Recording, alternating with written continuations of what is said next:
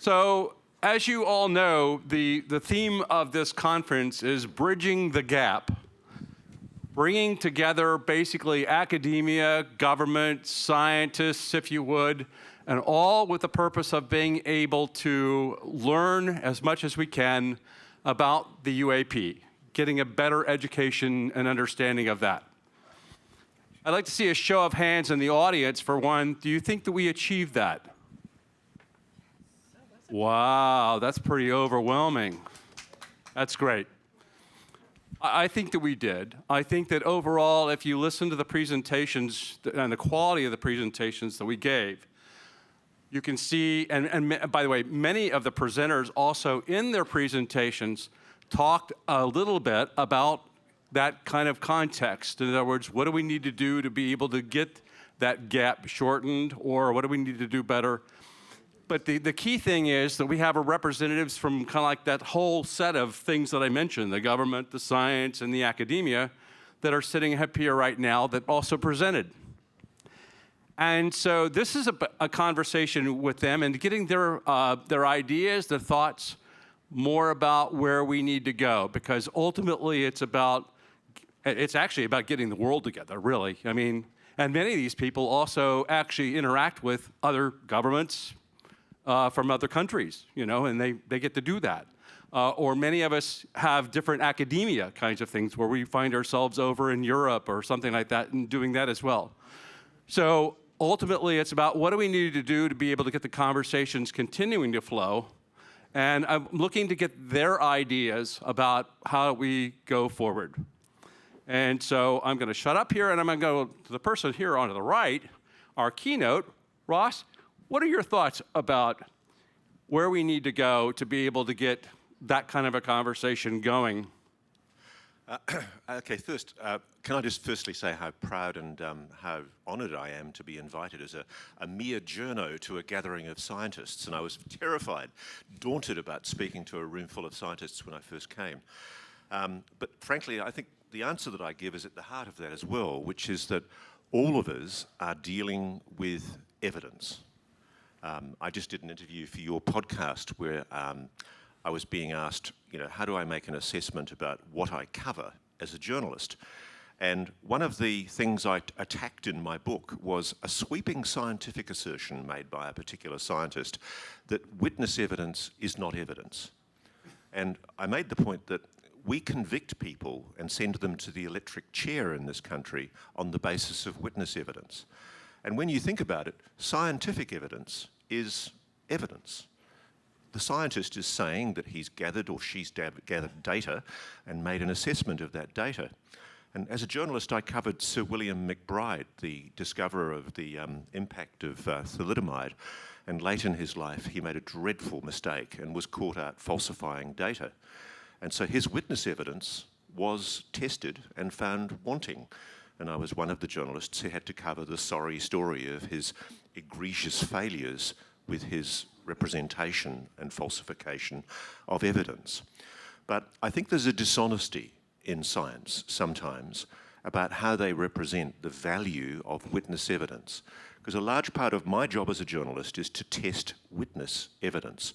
And I think what we have to overcome is to acknowledge that it is possible to use witness evidence. When people say they've seen things, that evidence is valid and it can be tested.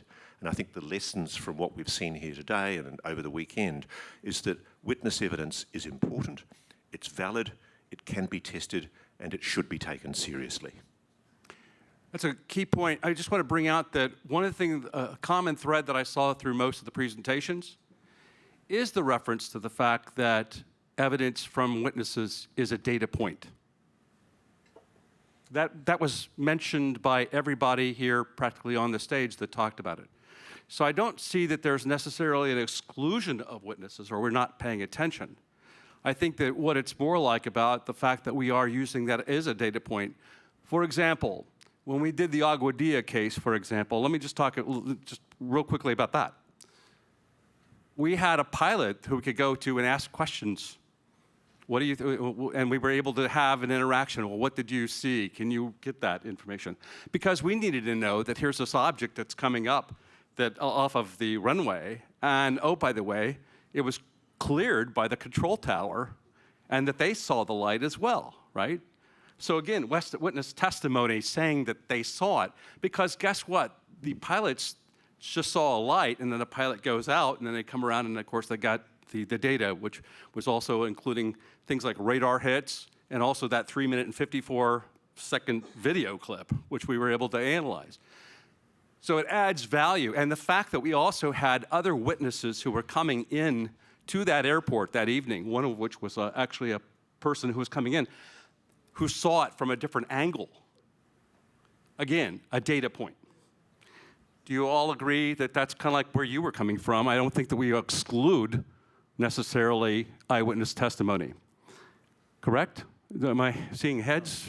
In fact, I mean, I tried to allude to some of the effects that Dr. Griffiths had noted in his MUFON report, right? Correct. His analysis last year. But specifically what I was trying to focus on was confirmation that it was in fact Starlinks.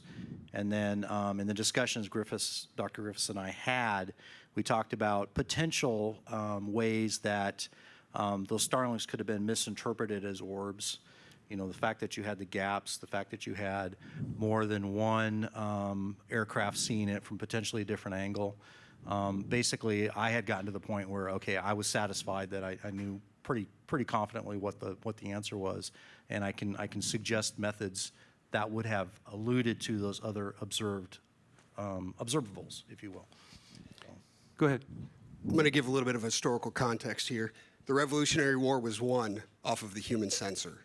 It was 2 spies that corroborated to provide information to George Washington to let him get out of Boston, get out of Massachusetts, and then again, it's how we got the British into Yorktown. So if we discredit the eyewitness, we're never going to get anywhere. My job is to prove a negative in my career. Spent a lot of my time in intangibles, dealing with obfuscation, people trying to cover, conceal, disrupt, prevent, deter, all sorts of different ways to keep me looking for what I need to look for.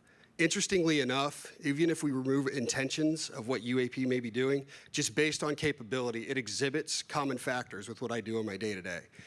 And the best way that we've seen to observe that is through the human sensor. Whether or not we like it, it's what works. Anybody else? A little bit off topic, but I just wanted to say maybe we should stop executing people, not just with eyewitness testimony, but frankly with any testimony, right? If we think we're so civilized in the 21st century. I don't think that's off topic because of the following reason. One thing that we have to be careful about is thinking that there's anything but eyewitness testimony. Like you were sort of making this point, Ross, but I'm going to make it even more strongly, which is when a scientist or a pilot says, this is what the radar was given back, that's eyewitness testimony. Even if you have a recording of it, your perceptual system interprets that the way your perceptual system interprets that. We are locked inside Plato's cave, right? Right? We can see are the shadows and interpret them, and there's no eyewitness who's better than any other eyewitness, except an eyewitness who's trained in a particular area to see or hear or feel particular things. And those are eyewitnesses that we do need to take into account. So in, for instance, a capital punishment case, someone who is trained to, maybe in law enforcement or maybe they're a perception researcher or something, but who's trained to see certain things and to sense certain things and has a better acuity at those things, we should take them more seriously. I'd also like to comment the fact that we relied on like Fravor's interpretation of what he saw, Commander Slate, in terms of seeing like a mirage-like effect around the craft when it was up at his level. So there's key witness data, or again, going back to key witness information that we get, is a data point that we need to adhere to and pay attention to, because it's going to help us to even understand better. I will also point out to you that humans can be fallible. And let me clarify that I had a case where I had 30 people all saw the same object, and they came back, and I had them all draw the pictures of what they saw and give me their testimony, and they all saw something different. There were a lot of similarities between it, but what I'm saying is that they all noticed something different.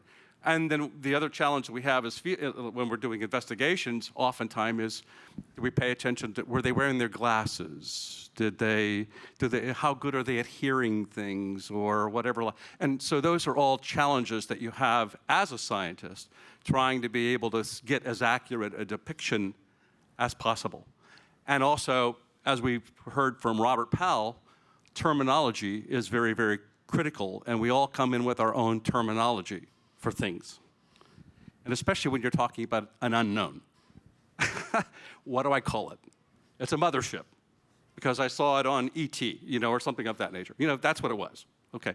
Anyway, the other thing, coming back around to where we are with the conference in terms of that, in terms of we're all hoping that we can have a relationship to support the government, get smarter, get more educated on the subject. And I think that, hopefully conferences like this, we can bring them in, they can learn more. We can possibly have conversations with some of those people, and we can, help to educate them better so that they can then take it to the next level, correct? What are your thoughts around that? No? I see a shaking of hand. We need to give them more love, right, Julia? I just object to calling the government they. Oh, okay. Yeah. Because we are the government. Well, yeah. No, and I'm not, right? So in two senses. One, there's plenty of people from government agencies here, either online or here. And two, so we're going to live in a representational democracy, or we should be living in that. And so we have to try to include ourselves, because that actually allows us to think into what it would be like if that were actually really felt true to everybody. So how about let's help our government, those who are in our government, understand that we are part of them, that we are included. Yep, I like that. And how can we go about that? Exactly what you're doing. So SCU, it's kind of amazing, because what are you not able to work with? You're not able to work with anything classified. You're not able to work with any underwater sensors. You're not able to work with any satellite information, really, right? And so you're doing everything you can with open source intelligence, which is fantastic and actually supports the intelligence community in knowing how to do high quality work with integrity, with open source intelligence, which is something they're trying to learn how to do for themselves. So you're already supporting the government by saying, hey, this is how you do it. You get together a bunch of different kinds of people who have a bunch of different interests and backgrounds, and you go for it. And whenever you hit a wall, you go, okay, well, we can't have that, but we're going to keep going. And so it's a demonstration of how to do it, that it's a model. You're building a model of how the government will eventually do this, and that's profoundly helpful. Thank you. Any other thoughts on that? I think, Matt, you had suggested that we needed to do more research. You made a comment of that in your presentation, correct? Getting funding as well, I think. Yes. It would be really nice to see some funding mechanisms. But as Julia said, if we're in a representative democracy, which I hope we still are, we should have the power to be able to make an impact by choosing elected officials who would advocate NSF, DOE, and different agencies to create funding mechanisms for this. Because right now, you can't go and get a grant for this. So when I saw, I think earlier in one of the SCU project talks, that you're looking for in the SCU government grant writers. Well, I don't want to be the Debbie Downer. That's you can write the most beautiful grant. That's not going to work, because that's not how government funding works. The agencies have specific missions and specific scopes, and unsolicited proposals have a smaller probability of success than Kevin's Epsilon from the other day. That's just not going to happen, because even people like myself at universities can't get mainstream scientific efforts funded, because there's no money left for science. Congress is not supporting basic scientific research. So it's basically you have to walk before you can run. We're no longer in the era where we have, tons of money for basic research, and that's mainstream research. Good luck with something that's still considered, a fringe topic. We can't even get like bread and butter physics research in my field funded anymore because I'm told that there's no money. The NSF and the DOE don't have sufficient money from Congress because the people we elect would rather, have $1 trillion, defense, budget. And if I used to joke, and I'm serious, if I had 0.1 or like 0.01% of, let's take, Defense Department, you'd have dark matter powered spaceships by now from my dark matter research. I mean, it's ridiculous, the numbers, when you compare numbers of government budgets, how hilariously tiny basic research is in most disciplines. Sure. I just want to give one example that I'm involved in at the moment, because I think what Matt's saying is right. You're not going to get money from government if you're asking for money for investigating UFOs. But we've had an incident in Australia where I spoke publicly on national television about the issue of treating UFOs as a subject for scientific investigation. And to my great surprise, the following week I had a phone call from an organisation called Air Services Australia, which is the organisation that's responsible for the security of all of our airports. And it turned out there's a committee, a working party committee, that's really concerned about the prevalence of UAVs, mostly drone technology, over national security installations and, gosh, is this sounding familiar, airports and that sort of stuff. And they don't really care whether it's UFOs or UAVs. What they're concerned about is there are incursions in airspace to an extent that it's becoming a national security flight safety issue. And so we're in the process of developing observation platforms that can do both. And we're hoping that it might even be possible to commercialise the technology, which we think we're developing is pretty world-beating. It's superb technology. And the idea is it could be deployed mobilely around airports and around security installations as a way of providing a quick and easy way of identifying and hopefully, being able to develop some understanding of what these objects are. Let me share one quick point with that, because one of the projects that I'm working on at the base is just that very exact thing. In other words, what we're putting is countermeasure small UAS systems that can detect them using a variety of things like sensors, electromagnetic, using radar, if you would, over our critical infrastructure locations so that we can knock the drones out of the sky and also know where they're coming from. So we're already installing those at most of our critical DoD bases for that very purpose. Now, the interesting thing I'll just bring up real quickly, what happens when you try to detect it and try to knock it out of the sky and it doesn't work? Whoops. Maybe you're talking about something other than a drone, correct? Anyway, just thought I'd mention that. Go ahead, Doug. Okay, so I'm going to put my day job hat on.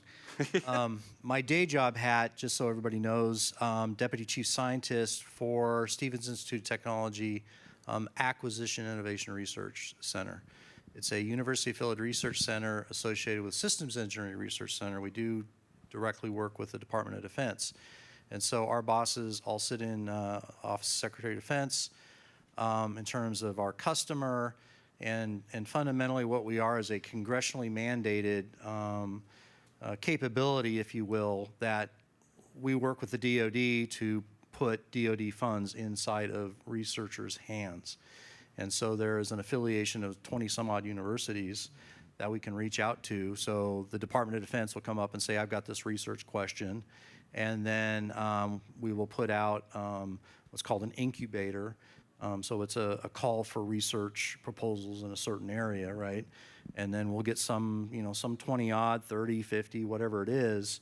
We'll go through and assess them and then rank them. We'll provide them back to our customer, and then they will choose which ones they want to fund. So at least we're working towards getting that money out in that particular manner. There is absolutely no reason why the Congress couldn't work with the other agencies to do something exactly similar for UAPs. No reason other than getting your congressmen and your senators to put the language into the NDAA to create such a capability. I'd postulate we don't even need to use the NDAA.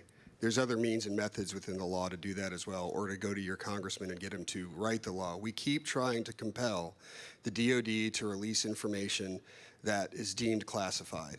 And the more we continue to try and compel the DOD through the law to release that, especially under the Garcia Amendment, we're going to be limiting ourselves.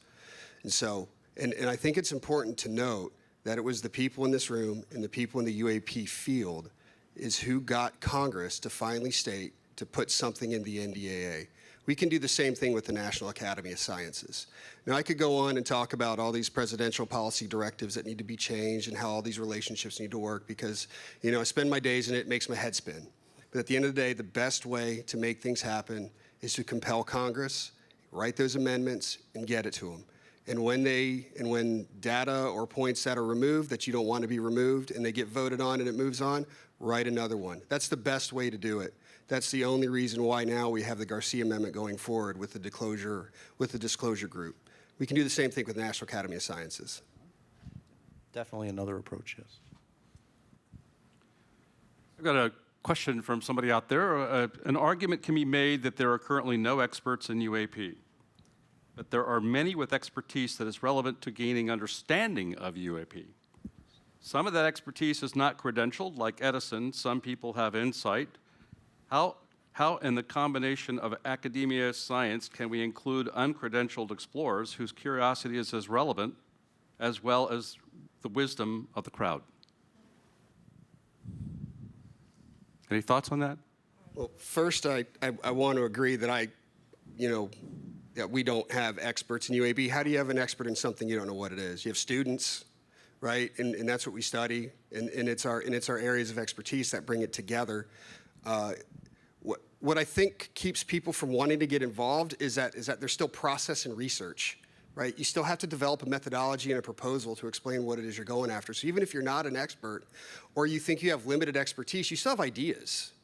And there's nothing wrong with having an audience to pitch that, which is what these conferences are designed to do.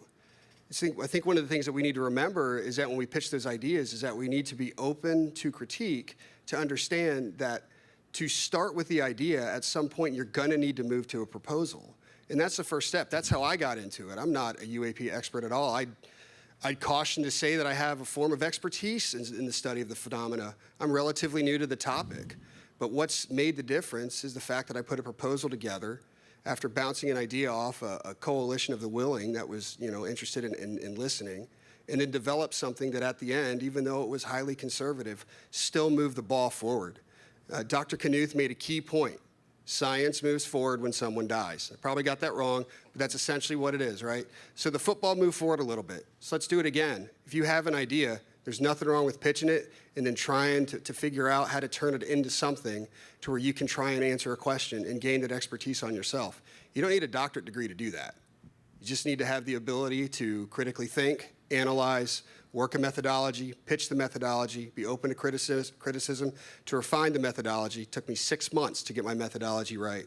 And then on the back end, have your findings and your conclusions that you can give to an audience to continue to move that ball forward. Yeah, I guess I'd like to add that, I don't know that we can treat it like science as usual, because this is really a revolution in culture and in science, because it's a bit like the discovery of heliocentrism. It's a bit like that, except for people. Like, we in the West, we have believed that the world revolves around us, right? We're the top predator. We're the smartest of all the intelligences, and both with artificial intelligence and with, if we assume non-human intelligence, there's also a word there that's missing in the description of non-human intelligence, because that could just be like a bee or a whale or a bacterium. What we're really talking about is an assumption of non-human superintelligences. In other words, smarter than us, right? And so it's a huge revolution to deal with the ego blow honestly, it's a big deal to be like, okay, so maybe we're not on the top of the food chain, and maybe there's intelligences that are smarter than us, whether they're artificial or whether they're biological, kind of doesn't matter. And so the way forward is like the way forward of thousands of years ago. We've kind of forgotten how to do this in the West and in developed countries. We've kind of forgotten how to be completely overwhelmed with new information and then how to sort things out. But if we go back and talk to indigenous people who have had to do this kind of thing, if we talk to anyone who's had a really traumatic experience, including a UAP experience that they've had to sort out and that has rearranged their entire worldview, we can start to understand what we're going through and how we're going to need to operate. And so it can't be anything as usual. We're building new structures dynamically. We're building the plane as we're flying it for sure. And to me, that is, even if you don't believe that there's intelligences that are smarter than us, even if you believe it's all black military projects, it doesn't matter. The action is still the same. There's an experience of not being in control. There's an experience of not knowing information and not knowing if you're going to be safe and not knowing how human beings can thrive. So it's almost like, let's keep our eye on the ball about what we need to do to shift and get to a state of thriving. And we can kind of start to, I guess I personally think the things that we think are bottlenecks are not actually bottlenecks. It's this major revolution that's happening. I got one quote for you. I believe it was Werner von Braun who said, "Research is what I do when I don't know what I'm doing." Right? So if you want to know what UAPs are, you need to fund research. I have a couple comments on so first on the expert thing. I would hazard to make the potentially controversial statement that if someone says to you they're a UAP expert, I would immediately assume the opposite. And if someone humbly says, I'm not an expert, I'm just trying to figure things out, then it goes the other way. They have some valid base of expertise, because I feel like it's important to have, regardless of what the explanation of the phenomenon or phenomena plural is, it's important to have a certain degree of humility before the unknown, especially if it involves superintelligence, then that's even more important. In terms of the part of the question, I think about engagement, I think we saw some great examples of this. Beatrice's talk showed how she engaged with students in Africa, in Europe, around the world, and engaged students who didn't have any degrees yet, but as a citizen science project to comb through the images. And there is a lot of also historical precedent for that with things like SETI at home and things like, again, close to Beatrice's work and to Kevin's work, there have been a citizen scientists, amateur astronomers who helped find some bizarre things in exoplanet science. And they helped by combing through the images. But I think then it's important to set expectations, though, if we do something like that. We ran into this a problem on UAPX when we tried to get help with our many videos. People just want, the juicy bits. Well, no, you're helping us find the juicy bits. Like, it doesn't work that way. AI ML is like, I think it was Peter had said, AI is not a magical black box, not yet. That's going to solve all our problems. You still need the human element. You can't just, I'll just throw machine learning on it. We do need human eyes combing through things, just like Beatrice showed us this morning with her Vanishing Objects project. In 2022, we had Dr. Hakan Kayal from the University of Würzburg here, and he was engaging the students. They're getting funding for their study into detecting UAP. And so that's an exciting thing. I think I'm starting to see where some colleges, if you would, and various other things are engaging interns, and I'm also encouraging that. I think that that's very, very critical. I think that SCU is attempting to do that as well. We're trying to bring in and work with academia. In fact, it was mentioned in this conference that what we ought to do is develop a curriculum actually to be able to have in universities on the subject and to help get more and more engaging, if you would. And there are many universities where the light bulbs are starting to come on, where they'll now talk about the topic, and that's also an encouraging sign. So, and that's happening globally, by the way. I mean, it's not just in the United States. What do we need to do as, an organization like SCU to be able to help bring this topic to other countries who are maybe not as open or not aware or whatever, like in the topic? Any thoughts about that, what we need to do or where we need to go? Go ahead, Doug. Engage them. Yeah. Engage them. The SCU is a very human resource. Right. And our primary, the people we want to communicate with are also currently human. So the SCU is a wonderful resource that should be made available to our government.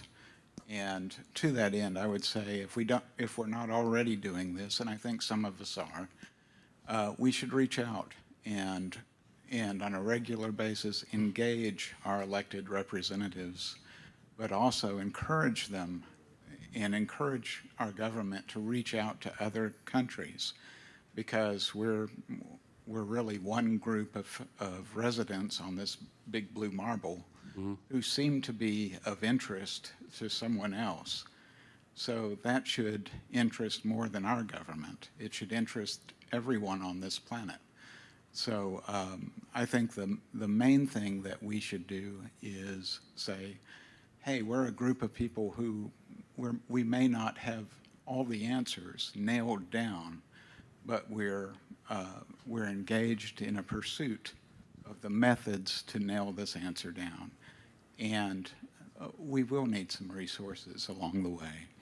And the support of our governments would be a great step forward, not just for SCU, but for all of us. So the first part of that has to be, let's reach out and engage our governments and keep them informed and offer our expertise as it is. And but keep it open and let them know, after all, we're all humans and we all have our shortcomings. So we're not necessarily trying to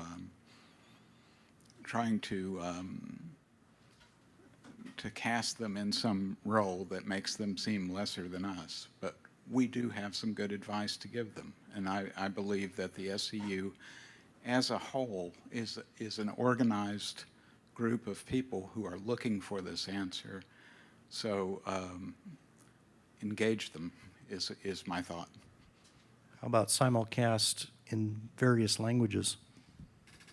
We have been attempting to go and work to develop, or take our presentations and our papers, and we're translating them into Latin American countries and Spanish and stuff like that.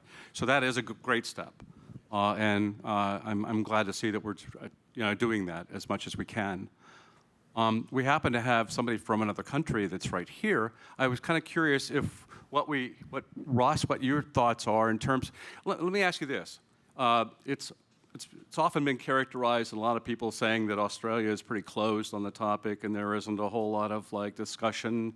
And there are many cases I could probably cite where there's almost like a cover-up of that. The Westall, for example, 1966 case with a school.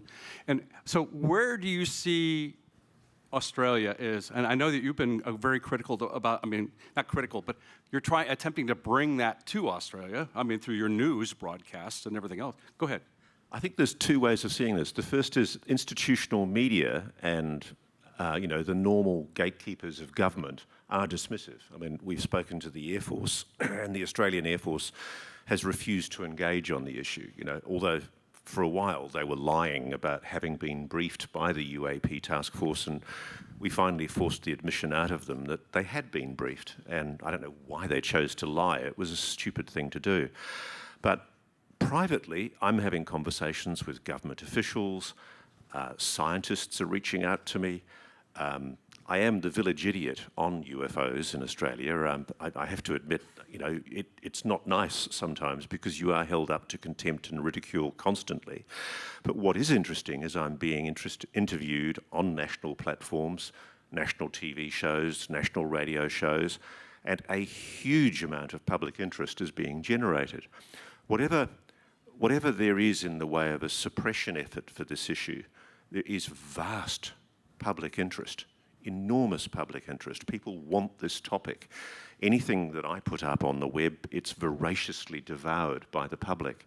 And that's one of the reasons why I'm involved with this organisation, NHIR, the Non-Human Intelligence Research Institute, because we've recognised that the best way of communicating to the public that this needs to be taken seriously is to foster and support good science and get that good science talked about and acknowledged. One of the things we're doing is we're creating mobile observation platforms which are absolute bee's knees, very expensive technology which will allow us to do detections wherever we want. And so there's a mischievous part of us that wants to go and park one just off Pine Gap, you know, the most secret American base outside of America, and just see what's out there. Now, I know, as a journo, if we did see anomalous behaviour and detect it with scientific equipment and have it peer-reviewed and assessed by good scientists, that's going to get published. And essentially, if you don't look, you don't find. It's as simple as that. And the lovely thing about it is there's a public wish and a desire for the looking and the finding to be done. And I think the revelation of what's really there is inevitable. It's just going to take good, solid digging. Ross, before you change it, I did get a question here for you. Will Ross's Field Observatory be open source and published so that others can duplicate it and see the results? Absolutely. Definitely. Good. I'd like to, we're actually right now past the time that we had allotted for this, but I would like to get your final thoughts. Many of you, this is your first time to come and present, or others have been here before. What is your takeaway from kind of like this conference? And what, if anything, are you most impressed about or least impressed about? Anything you can share on that? Doug? Okay. You want to take it? Yeah, sure. The SCU is a valuable resource, and being here in person instead of attending virtually has really made me appreciate how great a resource this truly and deeply is. I hope we all appreciate just how great a thing this really is, and how far we go in determining the answer to this really depends on us and our elbow grease and how much we're willing to dig in and work the problem. And I'm appreciative of everyone who's come up to me during this session and offered their help with the database project that I'm on. And I'm impressed with how many people have offered their help, and believe it or not, I'm probably going to take you up on your offers. So I would say that if we're not already doing it, we should practice a form of evangelism on the SCU and what we're about, and reach out to our government representatives and let them know that the SCU is a resource that they can consult.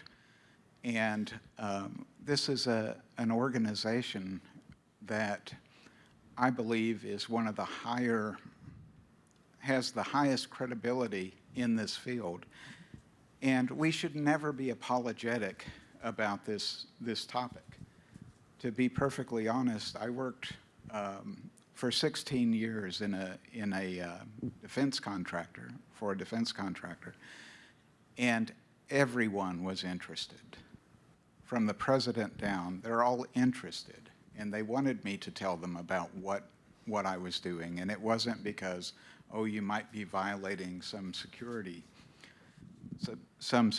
issue, and of course, they made it clear that I wasn't to violate any security issues in this sideline, but I had no intention of doing so.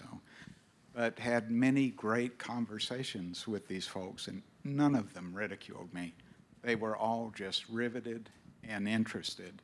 And I think this is the human condition, and I think that we can reach out to our elected representatives and should offer them our assistance and plant that seed that says, this is an area of worthwhile study. There are too many good people who have seen extraordinary things to ignore it. And these are people these are some of their constituents. And to be honest, I doubt they're going to get as much pushback as they fear if they stand up and say, we need to fund this. And the truth is, they need to fund this. This is a problem worth solving, and let's make a royal pain in the rear end of ourselves until we get their attention. And I don't think we're going to have to make a pain out of ourselves. I think that we don't have to become a nuisance. I think we can do this. So I urge everyone to limber up your writing hand and knock off a letter to your elected representatives on this topic and tell them that the SCU is a group of citizen scientists, and that it is a group with tremendous credibility and really great leadership. I'm looking at Robert and Rich, and I'm honored to be a part of the SCU, and I think that we should introduce the SCU to our government. So that's my 2 cents. Thank you. Anybody else want to top that? Go ahead. I love the idea of standing up when you're given your final thing, but my left foot fell asleep, so I had to cross my legs, and now I'm just going to gracefully sit here. There's 2 things that I'm fighting in my mind, so I'll just say both things. So one is kind of an observation of something that I hope is improved the next time we get together, and I'll end on the thing that I think is phenomenal. What I hope is improved is that there's an assumption of that time moves in the same direction for whoever is operating these UAP as it moves for us. So there's an assumption of linear time. And that feels like maybe an assumption that we need to look at and consider, because what we're learning about time now in physics, there's also a revolution in physics around time right now. And it looks like hopping around in space-time is something that's totally reasonable to do, and something that you would do if you could. And so I think thinking about things differently in terms of time is going to be very informative. Now, in terms of what I see in the organization, that really sticks with me. I was talking with some people about this last night. I was thinking about it today. This is almost, as far as I could tell, the only topic. I was talking to a guy from the State Department. I said, well, we were talking about other things, not about UFOs, but we were just talking about stuff. And I said, hey, what do you think could unite the country? And he's like, oh, that's easy. Alien invasion. And I was like, I've really seen that. Like I went to the conference 2 years ago, not in person, but online. And it really felt there was more contentiousness, there was more polarizing, there was more left-right kind of behavior. And it feels like that this organization has really pulled together. So you have people who are clearly Republicans, people who are clearly Democrats, but there's this unity because this is what we care about. And that's really powerful. I do think that this is an organization and a topic that can actually bring together some unity in our country, and I'm super excited about that because it's so needed. So that's something that I really appreciate. Thank you. I want to start with Micah. Micah, could you stand up, please? My right foot fell asleep. I'm sorry, we're not accepting that as an answer. Everybody, let's give it up for Micah. Yeah. So clearly that's something that needs to stay, Rich. I was going to say that, but I thank beat you to it. No, I was planning on You doing beat me to a it. talk, but I figured I'd wait. That's quite all right. But no, I mean, Mike has been fabulous. The entire board has actually been fabulous. And now I'm actually honored to be on the board. But, I mean, there's so much here that, coming in person versus being online, you get to have these side conversations. You get to have people asking you questions about research you've done. What I tell you publicly versus other stuff I'm doing on the sides. A lot of people are asking me, my side research, and that's been interesting too. But the thing that kind of sticks in my mind was kind of what Doug was saying. When I joined Stevens Institute, and I told him right up front, because when I was with Aerospace Corporation, I had to be completely behind the scenes. I couldn't acknowledge what I was doing. I had to, talk to people in private emails and stuff. But because it interested me. I mean, I got interested in Skinwalker Ranch when I moved out to Utah and what was going on there. So, like I said, there's things I can explain and there's things I can't. And when I can't, I research because I want to understand what's causing that. And the SCU, by far, I researched all the different, research because I didn't know what organization to join as I was leaving. SCU stuck out like a sore thumb in terms of an organization that allowed me to come in and support doing what I can do just with as a side gig on my own time and help, push that football forward, right? And so that's something I've really enjoyed being able to help out with, so thank you. Thanks, Doug. Well, I mean, Doug said it best for me as well. I mean, I guess the other takeaway would be that you don't have to be a scientist to present at the SCU conference. I'm not a scientist.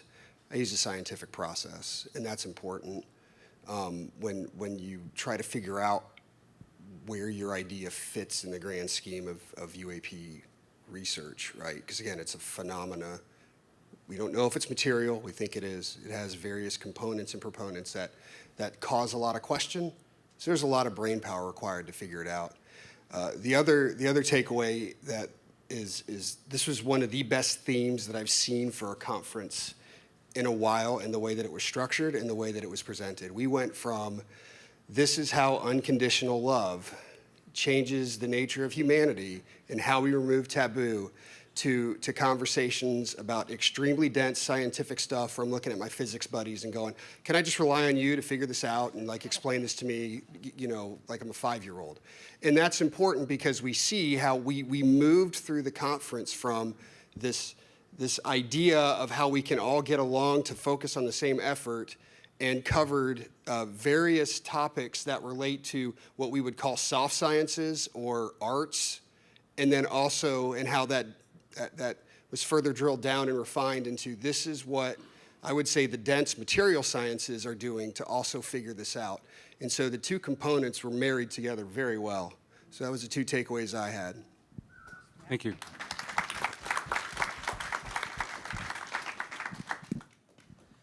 I'd say that even though I know it's not easy putting something like this on, and I know not everybody can travel, I'll just echo the sentiment that it's just not the same thing online. It's really much better when you have people in the same room.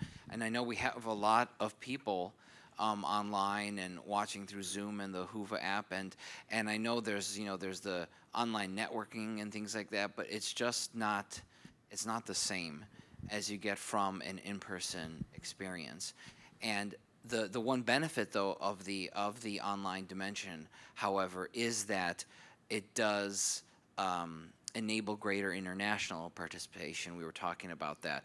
Airplanes are one of the few examples that I point to when I say technology does not improve exponentially. And sometimes it goes backwards. With the cancellation of the Concorde, I think that was one of the few times in human history we took a step back in technology. And so I think it's good to have there are advantages to the online dimension, but there's really not much substitute for being here in person.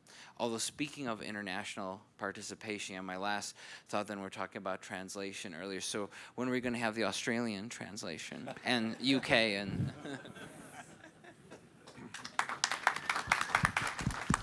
We're going to rely on Russ to do the New Zealand, Australian kind of thing for us. So.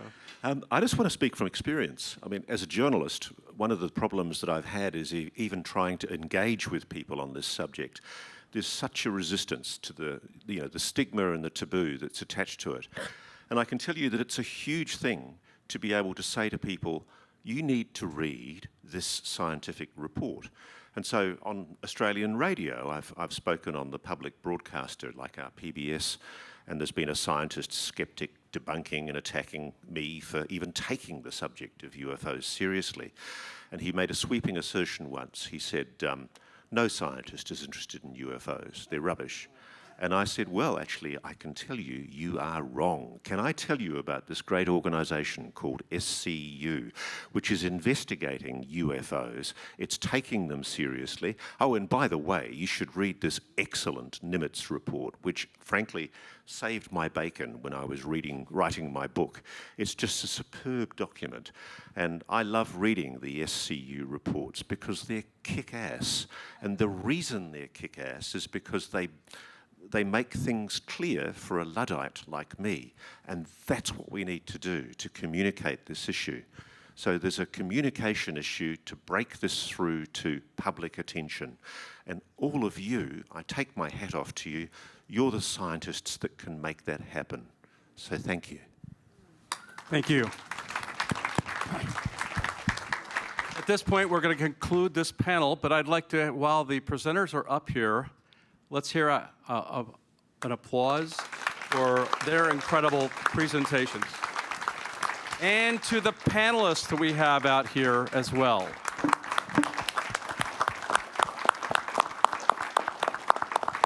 Thank you all. The other thing that I want to mention is thank you to my wife for tolerating the countless hours of me not being available to put this together, right? So thank you, my dear Rhonda. I'm now known as Rhonda's spouse. So I just want to point that out, that we've also got that one clear. I'd also like to say thank you to the staff that I had here at the conference, the ones with the white badges who helped doing the registration. Most of them were my family, but we also have AJ, for example, Lupper, and we have a number of others who are helping out. Let's round of applause for them. At the same time, we also have an incredible team of people who helped to put the conference together. I mean, Robert Powell, I mentioned them up at the beginning. We had constant meetings trying to figure out who we're going to have. A big thank you to all of those people as well. And last but not least, this technical staff that we've got over here called SIVA, who has been the producers for this, who have been doing the broadcasting and all that wonderful stuff, and who will be helping me to put the videos up so you can see that. So again, thank you to all of you. In addition to that, I've had my online team who has been moderating and doing this whole thing. I got Lee Dines, I've got Dave Moore, and Robert Peterson, who have been moderating online the whole time that we've been doing this and keeping the questions flowing and looking and getting rid of the ones that just don't make any sense or something like that. But anyway, thanks to them. I appreciate everything that they have done. And after months of preparation and other things, I just want to bring out have the staff of this incredible restaurant come together. Michael Northern, number one, who is the chef premier, the master chef, the vice president of the operation. Let's hear it for their work. We got Matt, Matthew, Trudy, where are you? Trudy Flack was the salesperson that I worked with. But I just want to say thank you, because they're not normally open on the weekends, right? This place is completely empty, but they're not open. They came in for us. And you can see the kind of work that they did for us to put these incredible meals together. And let's just, again, a big thank you.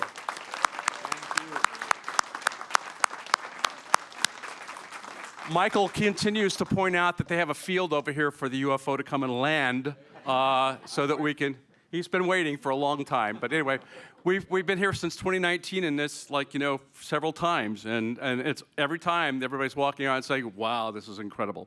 So again, thanks. Appreciate it. Thank you guys for coming out.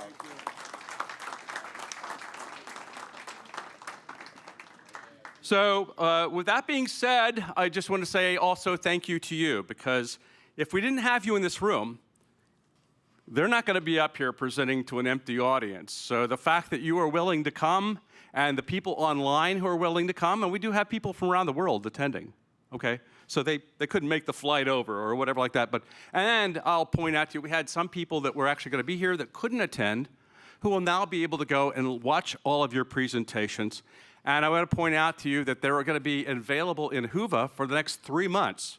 So you can go back and rewatch if you didn't get something.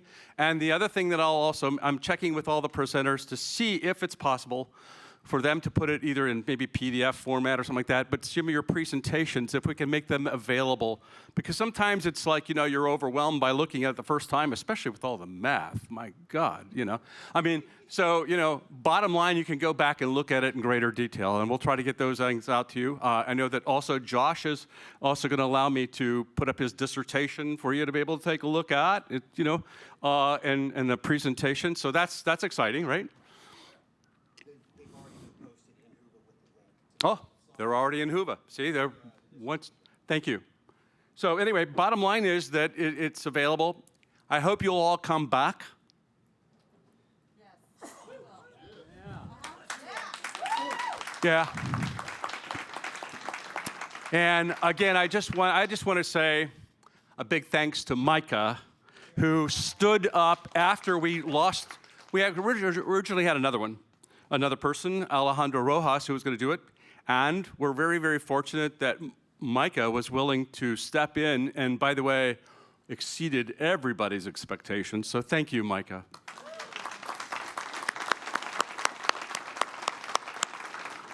And I hope you'll enjoy going over for our social, which we're having at BJ's over here, which is just across this highway.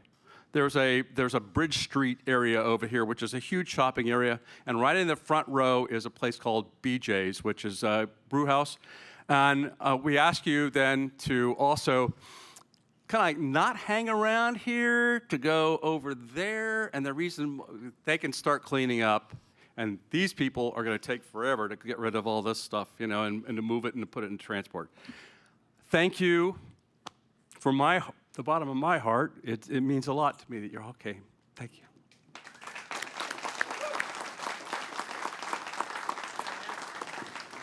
I got to add something. Hold on. Listen. Let's hear it for Rich Hoffman. Yeah. Without this guy and these guys doing the heavy lifting, none of this would have happened. So incredible, incredible. And thank you, brother.